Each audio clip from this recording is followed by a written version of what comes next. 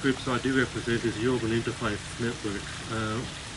We're involved in interfaith dialogue and support for community issues.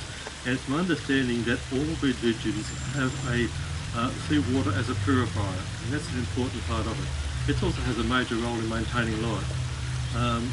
But I think the best response to that is given by what the other speakers are saying specifically on their religions.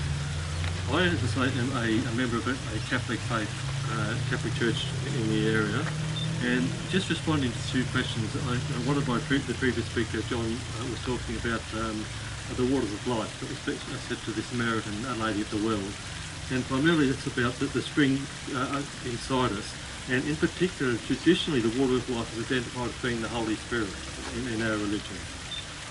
In Catholicism, we also talk about holy water as being water that has been sanctified by a priest.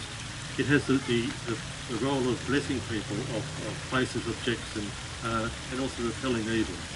Catholics also use holy water as a sign of the cross when they're entering a church as a renewal of baptism, as a cleansing of sin, as a protection against evil.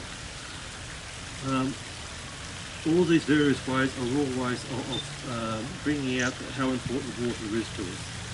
In addition to strong talk in repelling water, holy water also has twofold benefits of being grace to the body and to the soul. I can also look at it from a different perspective. Australia is regarded as being one of the most driest inhabited continents.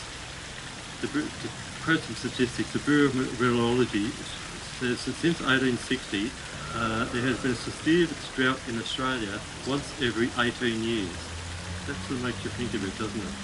The most recent widespread drought between 2003 and 2012. Nonetheless, many areas are still in drought, and rainfall records show that a marked decrease in rainfall levels.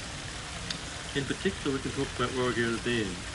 It's a primary reservoir for Sydney's water supply, and while it's currently at a high level, back in 2007 it was down to 33%, and water restrictions needed to be applied.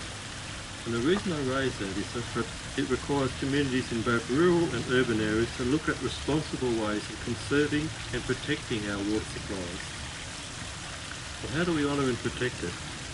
Well, as I say, we have concerns with the mining methods that are being suggested that are ways that could potentially degrade the water and cause pollution. For these reasons, it's up to us to get together to be united against these practices. And our role, therefore, as concerned communities, is to ensure that these sorts of practices are not used in our state. The government needs to consider how important these water supplies are to our existence, as well as the cultural and religious beliefs that we have. Just